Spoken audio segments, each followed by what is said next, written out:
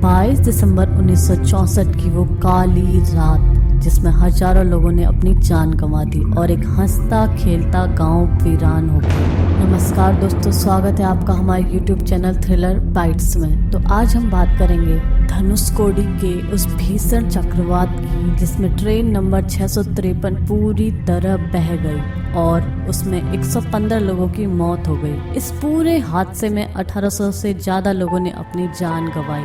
दोस्तों, इतिहास में बहुत सारी ऐसी घटनाएं हुई हैं जिससे हमें भारी मात्रा में नुकसान हुआ है। इन घटनाओं में से एक घटना 22 दिसंबर 1964 को घटी थी, जब भारत के रामेश्वरम द्वीप के किनारे बसे धनुषकोडी गांव में भीषण चक्रवात आया। इस चक्रवात में ट्रेन नंबर 653 पूरी तरह से बह गई, जिसमें पूरे 115 लोगों की मौत हो गई। ये तो सरकार के आंकड़े थे, न जाने उसमें कितने लोग बिना टिकट के सवार थे जिन्होंने अपनी जान गंवा दी। इस चक्रवात ने 1800 से ज्यादा लोगों को अपनी चपेट में ले लिया। तो आइए इस घटना को विस्तार में जानते हैं। धनुषकोडी भारत के तमिलनाडु राज्य के पूर्वी तट पर स्थित है। उस समय इस जगह की खूबसूरती देखने लायक थी, लेकिन कुदरत को तो कुछ और ही मंजूर था और 1964 की उस काली रात में कुदरत के कहर से यह खूबसूरत जगह वीरान हो गई। धनुषकोडी भारत और श्रीलंका के बीच इकलौती स्थलीय सीमा है जो पाक जल संधि में बालू के टीले पर सिर्फ 50 गज की लंबाई में विश्व की लघुतम स्थानों में से एक है। चक्रवाती तूफान से पहले धनुषकोडी भारत का एक बेहतरीन पर्यटन स्थल हुआ करता था। यहाँ रेलवे स्टेशन, अस्पताल, चर्च,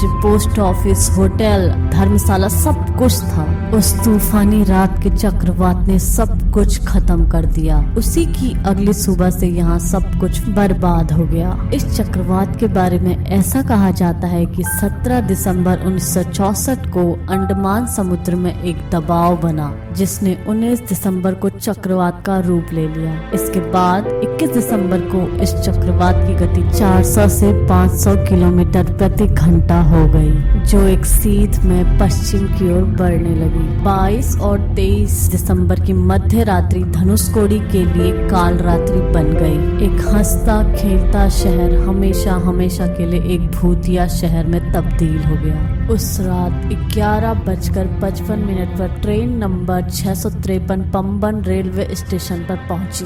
उस समय किसी को खबर नहीं थी कि ये रात उन सब की आखिरी रात होने वाली है। जब पंबन से ट्रेन 115 लोगों को लेकर आगे बढ़ रही थी तो रास्ते में ही साइक्लोन ने तांडव मचाना शुरू कर दिया। जैसे ही ट्रेन धनुषकोडी पहुंचने ही वाली थी, तभी वो चक्रवात की चपेट में आ गई। उस समय ट्रेन ड्राइवर ने चक्रवात से बचाने की पूरी कोशिश की, लेकिन वह इसमें असफल रहा। तभी समुद्र की लहरें ट्रेन से टकराई और ट्रेन को दूर बहा ले गई। इस चक्रवात की चपेट में आने से ट्रेन में मौजूद सभी 115 लोगों की मौत हो गई, जिसमें से 110 यात्री और 5 रेलवे स्टाफ था।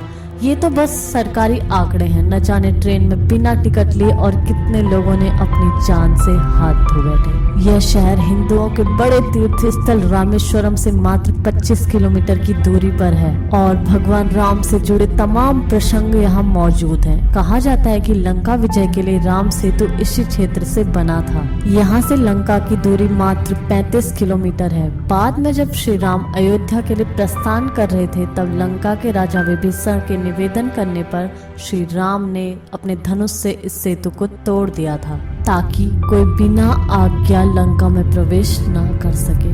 कहा जाता है कि धनुष के सिरे यानी कोटि से तोड़े जाने के कारण इस स्थान का नाम धनुषकोटी पड़ा था, जो बाद में धनुषकोडी हो गया। देश के इस भूतिया शहर के बारे में बहुत कम लोगों को जानकारी है। कहा जाता है शाम को अंधेरा होने के बाद इस शहर में एक भी आदमी नहीं रुकता और लोगों का मानना है कि जो आदमी यहाँ रुकता है वो जिंदा नहीं बच पाता। इतने सालों तक भूतिया शहर में तब्दील रहे धनुषकोडी के दिन शायद अब सुधर जाएं, क्योंकि प्रधानमंत्री नरेंद्र मोदी की नजर जब इस शहर पर पड़ी तो उन्होंने इसमें प्राण गंवाए लोगों की आत्माओं की शांति के लिए इसे दोबारा बसाने का निर्णय लिया। प्रधानमंत्री नरेंद्र मोदी ने 1 मार्च 2019 को रामेश्वरम और धनुषकोडी के बीच रेल लाइन की आधारशिला रख दी। उन्होंने कहा कि 1964 में आपदा के बाद यह रेल लाइन बर्बाद हो गई थी। इस पर इतने सालों तक कोई ध्यान नहीं दिया गया, पर अब इस पर काम होगा। अभी भी लोग वहां घूमने जाते हैं और उन्हें सलाह दी जाती है कि रात होने से पहले वो रामेश्वरम पहुंच जाएं। लेकिन ज्यादातर आजकल धनुषकोडी में मछुआरे रहते हैं। पूर्णिमा और अमावस्या की तिथि को इस तट पर सैकड़ों की संख्या में श्रद्धालु आते हैं और धनुषकोडी के तट पर आस्था की डुबकी लगाते हैं। वहाँ सब कुछ पुलिस की निगरानी में किया जाता है और लोगों को सलाह दी जाती है कि वे सूर्यास्त से पहले रामेश्वरम लौट जाएं, क्योंकि यह मार्ग बेहद ही डरावना और रहस्यमयी है। धनुषकोडी से रामेश्वरम की दूरी मात्र 15 किलोमीटर है और माना जाता है कि जब ये चक्रवात आया था तो पानी की लहर रामेश्वरम में आके शांत हो गई थी, जहां सैकड़ों लोगों ने इस चक्रवात से बचने के लिए शरण ली थी। धनुषकोडी अब धीरे धीरे जिंदा हो रहा है।